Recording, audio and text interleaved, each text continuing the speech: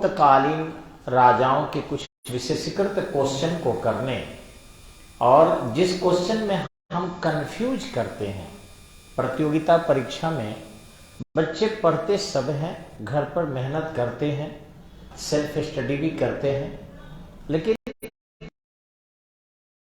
जरूरी है एक सीमा तक ही बच्चे पहुंच पाते हैं, देखें, उसके बाद लापरवाह हो जाते हैं और सफलता से 5 अंक 4 अंक 3 अंक कम रहते हैं और लेके रह जाते हैं। कुछ ही लड़के हैं, जैसे पूरा भारत सेल्फ स्टडी कर रहा है 12 के आसपास, और करीबन 8 साढ़े 8 लाख के लगभग पूरे भारत और राज्य सरकार मिलकर जॉब देता है, 4 लाख उसमें भी फेल कर जाते हैं। तो 12 करोड़ जो सेल्फ स्टडी वाले लड़कों की संख्या मात्र 30 से 40 हजार है जो सेल्फ स्टडी वाले हैं। 30 से 40 हजार से ज्यादा नहीं दे पाते हैं। पूरे भारत में सभी राज्य में, केरल, कर्नाटक, गोवा, बेंगलोर, त्रिपुरा, अगरतला सब जोड़ के आपको बता रहे हैं कि मात्र 30 से 40 हजार।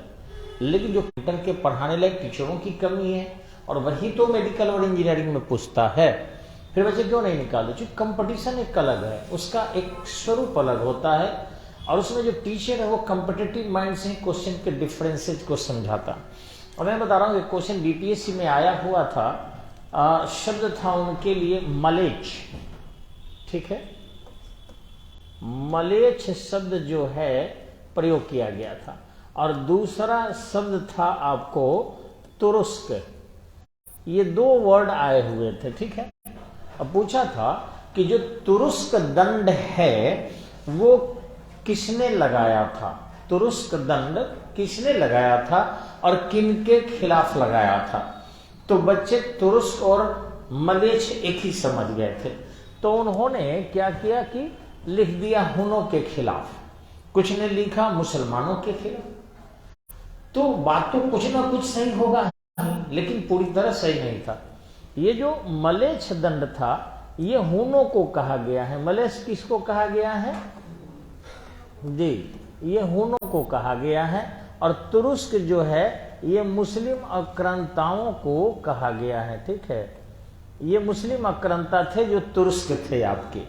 तो इस ढंग से यानी कि मलेच्छ आक्रमण जब किए थे तो गुप्त काल था, और ये दंड जो है स्कंदगुप्त लगाता है। तो जब भी क्वेश्चन पूछे कि मलेच्छ दंड किसने लगाया था, तो ये कुमारगुप्त लगाया था, स्कंदगुप्त लगाया था। लेकिन जैसे ही आ जाए तुरुस्क दंड, तो ये जयचंद के द्वारा लगाया गया था। अब देखे होंगे जनरली जयचंद की शिकायत की जाती है, था भी कुछ शिकायत के पात्र, लेकिन जब राष्ट्रभक्ति भारत में नहीं हो तो निश्चित रूप से अपने पारिवारिक संबंधों को देखा जाता है। हम लोग सब लोग गाली दे देते हैं एकदम से कि ये जयचंद है, जयचंद है, जो भी परिवार में द्रोह करता। लेकिन जिसकी बेटी को ऑलरेडी लेकर भाग गया हो पृथ्वीराज चौहान, वो भला कैसे करेगा? और ये आरोप तो बाबर भी लगाता है राणा संगा पर। वो भी कहता है कि हमें राणा संग्राम सिंह ने बुलाया था, जब राणा संग्राम सिंह बुलाता तो संघर्ष लेता। यानी विदेशी हमेशा ही भारतीयों में फूट डालो और राज करो की नीति अपनाते रहे, और भारतीयों में ये कमजोरी रही है कि जब भी बिचौलिए आते हैं तो बातों को तोड़ मरोड़ करके प्रस्तुत करता है और लोग टूट जाते हैं। तो ऐसा क्वेश्चन जब भी आपको आता है तो वहां पर इसी प्रकार के उत्तर किए जाते हैं। ध्यान रखेंगे कि यहां जब उत्तर होगा आपको तो ये मुसलमानों के लिए, और मलेच्छ जब होगा तो आपको हुनों के लिए होगा। ये हमेशा ही ध्यान रखेंगे। अब चलिए इसको थोड़ा हम मिटा देते हैं, इसके बाद थोड़ी सी एक पॉइंट की चर्चा करना है जो आपके गुप्तकालीन सभी शासक आते हैं ठीक है, इनके बारे में थोड़ा सा देखते हैं कि क्या आता है। देखिए यहां पर आपको चर्चा मिलता है कि जो गुप्त शासक थे उसमें श्री गुप्त ने गुप्त वंश की नींव डाली थी, बात सही था। और ये जो था करीबन 240 के आसपास सत्ता में नियंत्रण करना शुरू किया, और 275 में जाकर अपने को एक राजा के रूप में उपाधि धारण किया। तो अगर पूछे कि गुप्त वंश की नींव कब डाली गई, तो एक ध्यान रखेंगे, कभी भी आपका उत्तर जो होगा वह यही होना चाहिए। यानी 275 एडी। आप 240 एडी एग्जाम में नहीं ऑप्शन हो तो मारेंगे, लेकिन बीपीएससी का एक देता है 1 से अधिक अथवा इनमें से कोई नहीं, तो वहां एकदम पक्का पढ़ के जाना है। तो 275 अगर है तो मारेंगे, 240 भी है तो नहीं मारेंगे, तब हम नन ऑफ दीज कर देंगे। हाँ 240 हो 275 हो तब मारेंगे 1 से अधिक, लेकिन अगर 275 नहीं है तो नन ऑफ दीज, क्योंकि गुप्त वंश की नींव सर्वमान्य है 275 ईस्वी, ध्यान रखेंगे।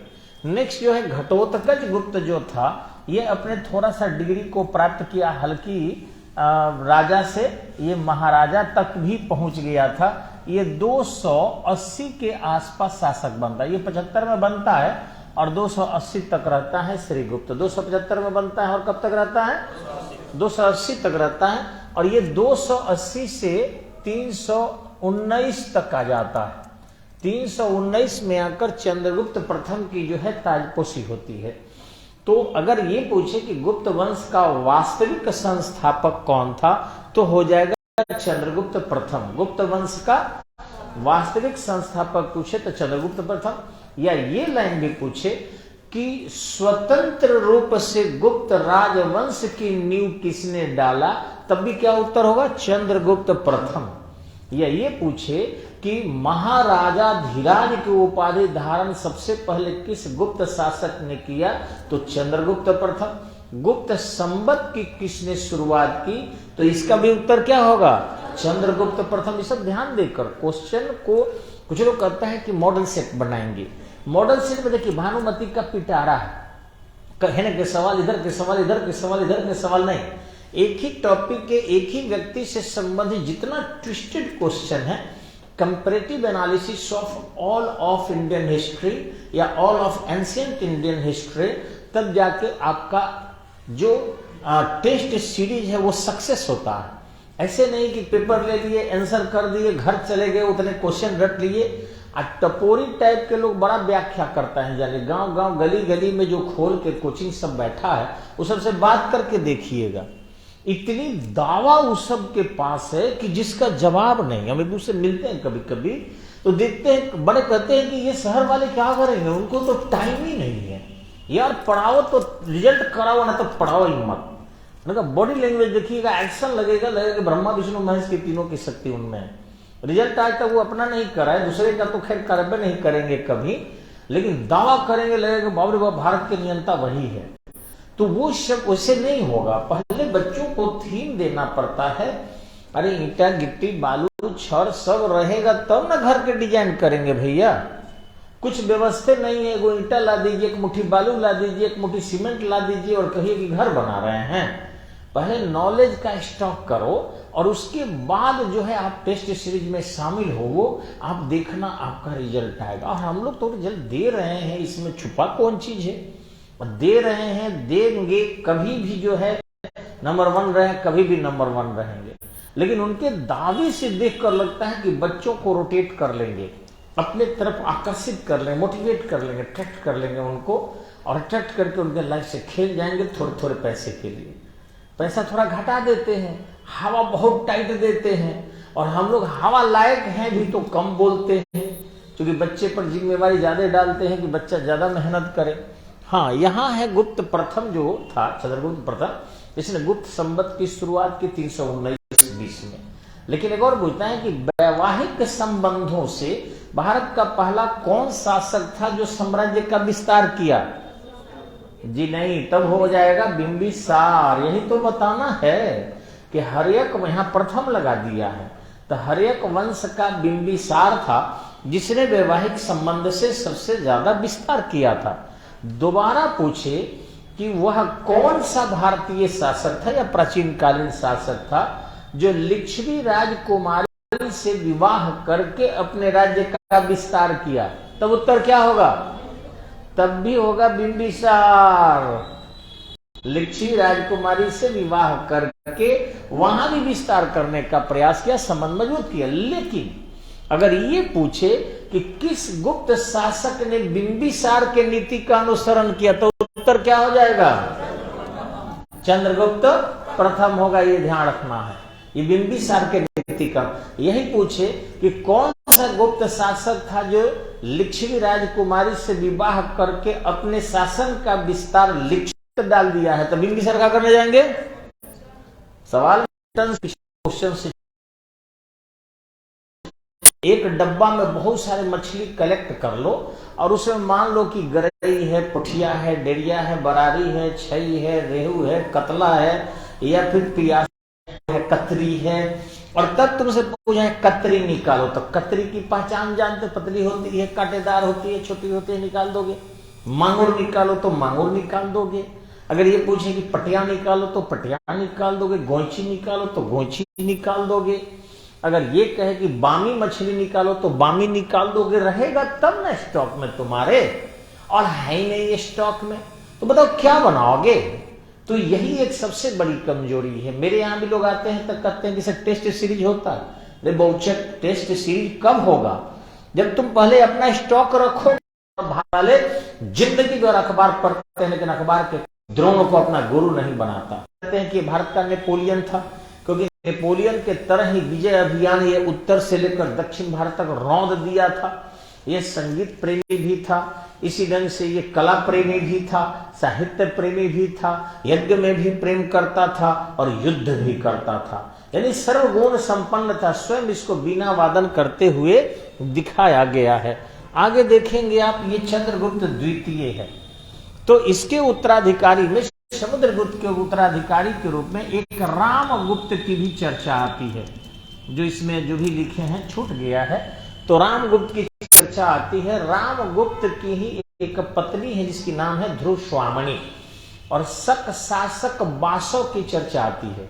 तो ध्यान रखेंगे, यहाँ रुद्रसेन नाम के दो व्यक्ति होता है।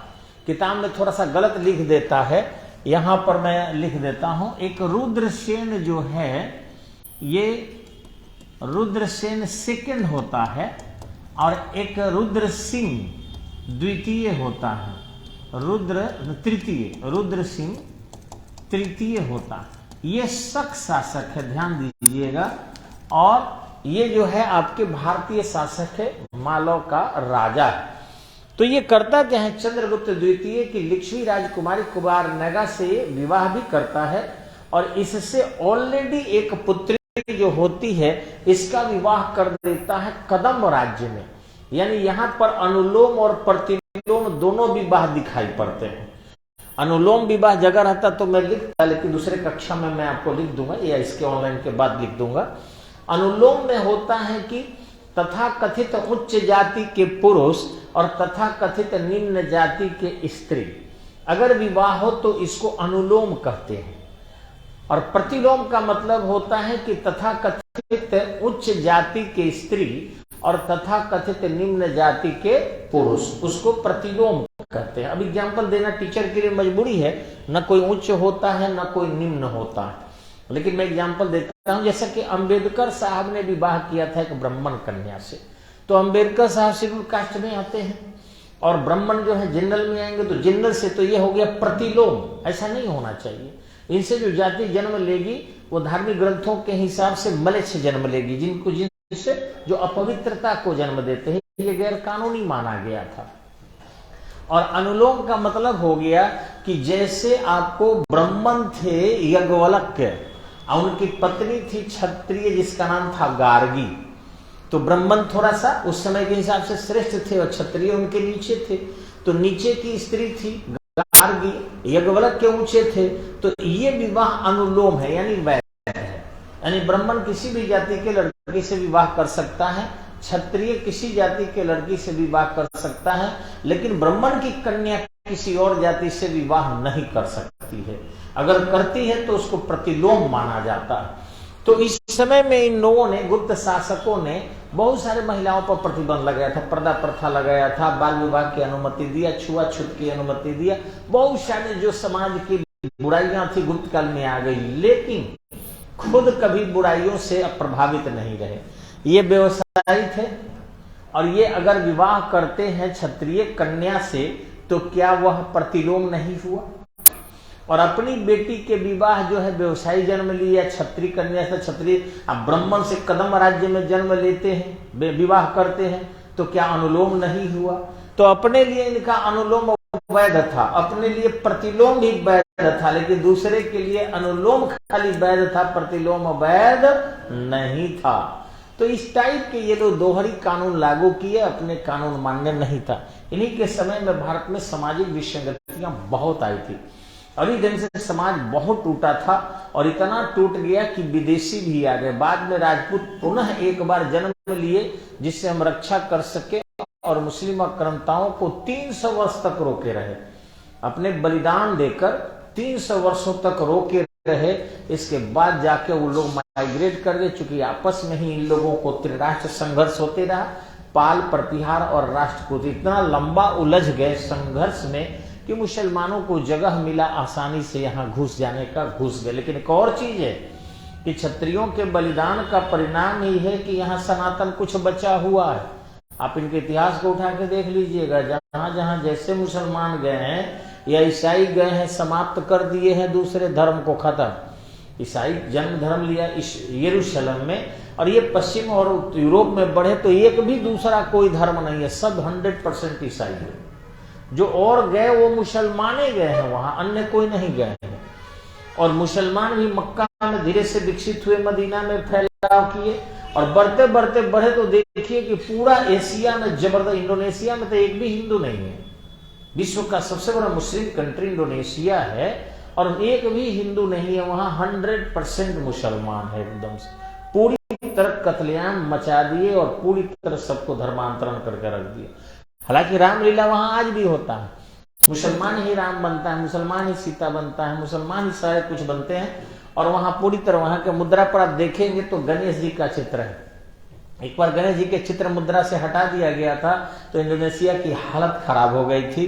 अंततः फिर दोबारा जब आया तो गणेश जी के मुद्रा पर जो है छपने लगा और वहां आज भी मंदिर में मुसलमान ही पूजा करता है। ऐसा नहीं कि नहीं, मांस सब खाता है, लेकिन जाएगा तो हिंदू रीति से घंटी डोलाएगा। वो जानते हैं कि नहीं करने पर विपदा आ जाती है। जब जब वो लोग नहीं किया है मंदिरों के पूजा, अब होता होगा नेचुरल घटना, लेकिन उनके मन में किसको भय नहीं होता, तो भय हो जाता है जिसका हम लोग पूजा भी करता है, भोग भी लगाता है। अपने इंडिया के लोग ऐसा नहीं करते। इंडिया में तो खैर अब थोड़ा सा अच्छाई लग रहा है कि 6 महीना से अच्छाई आ रहा है, ईश्वर करे। अल्लाह मालिक से भी निवेदन है, भगवान से भी कि हिंदू मुस्लिम जिस तरीके से 6 महीना से कुल है, कुल ही रहे, किसी प्रकार का दंगा फसाद ना हो, इससे नुकसान होता है, बहुत लोग प्रभावित होते हैं। उसके बाद हुआ कुमारगुप्त, ठीक है। ये सबसे ज्यादा अभिलेख इसके मिलते हैं कुमारगुप्त प्रथम के, और इसी के समय में जो है खून भारत में आक्रमण करना शुरू किए। अब ध्यान रखेंगे ये शासक ही था तो इसका बेटा राजकुमार था स्कंदगुप्त। स्कंदगुप्त क्या किया कि हाँ, इनके दरबार में नवरत्न रहते थे, जो ऑफलाइन में आपको अभी हम लिखा दे रहे, जो कौन कौन थे और बहुत ही बड़े विद्वान थे। और इसी के कारण गुप्त काल को स्वर्ण काल कहा जाता है, क्योंकि इसके समय में बहुत सारे साहित्य का विकास हुआ था, मंदिरों के निर्माण हुए थे और हर देवताओं के साथ स्त्री जोड़ दी गई थी। शंकर के साथ पार्वती जोड़ दी गई, आपके विष्णु के साथ लक्ष्मी जोड़ दी गई, ब्रह्मा के साथ ब्रह्मानी जोड़ दी गई। ये बहुत सारी चीजें जो है इस समय में कहानियों में जोड़ दिया गया और इस तरीके से परिवर्तित हुआ। महाभारत बहुत पुराना पुस्तक है, ऐसा नहीं कि नया है। उसका सबसे पुराना नाम था जय संहिता, जिसमें जो है श्लोकों की संख्या मात्र 8000 थी। उसके बाद उसका नाम हो गया भारत और उसके बाद हो गया महाभारत, तो 24000 श्लोक चला गया। और उसके बाद जोड़ जाड़ के उसको सत सहस्त्र संहिता या सुख सुधा सागर से 96000 श्लोक थे, अब 1 लाख श्लोक है उसमें। तो सोचिए कितना अच्छे, बड़ा 92,000 उसमें ऐड किया गया। अब जो दिमाग से हिले हुए लोग हैं वो क्या करते हैं, उसी जो परिवर्तित श्लोक है को पकड़ कर कहते हैं समाज पहले का बुरा था, तो वो लोग भी जात पात करते थे, वो लोग भी ऊंच नीच करते थे, जो बाद में जोड़ा गया है। इसी ढंग से आपको पहले जो वाल्मीकि रामायण है उसमें भी जो है कम श्लोकों की संख्या थी, 6000 थी, और आज जो है 24000 हो गई है। तो 18,000 उसमें जोड़ दिया गया है। अभी जोड़ने के कारण उसी नए श्लोकवा को लेकर लोग पढ़ देता है, कहता है समाज में ऊंच नीच था, जात पात था, छुआछूत था। ऐसा कुछ भी नहीं था। मूल संहिता को अगर पढ़िएगा, धार्मिक ग्रंथ सनातन से बढ़िया न कोई था, न कोई है, न कोई लिख पाएगा, ये जान लीजिएगा। यहाँ तो जीव जंतु को हम पूजते हैं महाराज सनातन धर्म में। अब देखिए, कुत्ता को भैरव बाबा कहते हैं, जानवर को गौ माता का दर्जा देते हैं, बैल को हम लोग महादेव का सवारी कहते हैं, पशु पक्षी उल्लू को लक्ष्मी का सवारी कहते हैं, सांप को हम लोग नाग बाबा कहते हैं, विष्णु के चरण में डाले हुए हैं, गंगा को माता कहते हैं, सूर्य को जगत पिता कहते हैं, चंद्रमा को मामा कह के संबोधित करते हैं। उस धर्म के लोग भला हो सकता है कि आदमी को अछूत कहे? उस धर्म के लोग भला कह सकते हैं कि आदमी अपवित्र है? ये गलत बात है। ये बाद में जो लोग मनगढ़ंत ऐड कर दिया उसमें, उसी लाइन को पकड़ के टूट रहा है तो टूट रहा है, तो खुद टूट रहा है, दूसरे को का तोड़ेगा। हम तो कल्लो देखे कि 2 जगह हम नेता करने गए थे और एक बाबा के यहाँ जहाँ गए, वो बहुत श्रेष्ठ बाबा है, गला से ऐसे पकड़ कर हमको सोड़, हम तो डराइए गए। अब बड़ी आदर की, हमारे साथ कई लड़के थे और बहुत सम्मान किए और इस ढंग से उन्होंने अपना दिखा दिया कि सम्मानित किस तरीके का होता है। अब वही दूसरे के शादी में गए जिसके अंदर वही दिमाग में चल रहा होगा, तो कुर्सी भी नहीं दिया बैठने के लिए। करीबन 15 मिनट टहल टहल के गोर दुखा लिए हम लोग, लेकिन उसके यहाँ बस वही नाच देखने में और ऑर्केस्ट्रा में लोग हैरान था। मार नोट उड़ा रहा था, दारू पी रहा था, इन्हें सब अपना बतिया रहा था गोलबंद होके। तो इससे तो अंदाजा लग गया ना कि भैया सम्मान देने से ही सम्मान मिलता। हम कब तक कहते रहेंगे कि नहीं समाज समान है? आपके दरवाजे पर आपने बुलाया है और तब मैं गया हूँ, और वहां पर आप जानबूझ के नहीं उठ रहे हैं, जानबूझ के अपमानित कर रहे हैं, फब्तियां कस रहे हैं दूसरे पर। तो ये काम तो पहले राक्षस भी करते थे, राक्षस भी देवताओं का अपमान करते थे। वो लोग भी जो है उनको बुलाकर अपमानित करने का कार्य करता था, और आप भी कर रहे हैं। तो आपको सम्मान कौन देगा? क्यों देगा बताइए? तो दिल से सम्मान दिया जाता है कि जबरदस्ती कहिए कि नहीं हम आप सम्मानित है, ऐसा ना हुआ है और न होगा। कभी भी सम्मान देने से ही सम्मान मिलता है। तो अंतर तो है, मैंने महसूस किया। और आते ही रात को फेसबुक पर मैंने लिखा भी इस चीज को, जो लोग देखा होगा। हाँ, नाम लिखना किसी का ठीक नहीं था, क्योंकि वो जैसा किया वो कर सकता था, हम ऐसा उसके खिलाफ नहीं कर सकते। कतनों लोग पूछेगा किसके यहाँ गए थे, तो ये भी जानकारी नहीं दूंगा, गांव का भी नहीं दूंगा, क्योंकि मेरे लिए वो सम्मानित था, तभी उसके दरवाजे पर गए थे। तो ये समझा जा सकता है। तो खैर यहाँ देखिए, स्कंदगुप्त जो था, इसकी कहानी थोड़ा जल्दी से बता दें हम, कि इसके समय में हुनों ने आक्रमण किया कुमारगुप्त प्रथम के समय में, और स्कंदगुप्त जो था ये राजकुमार था, इस सेना लेकर गया। जब गया तो पता चला कि इसकी माँ विधवा हो गई है, मतलब कुमारगुप्त प्रथम क्या हो गया है, मर गया है।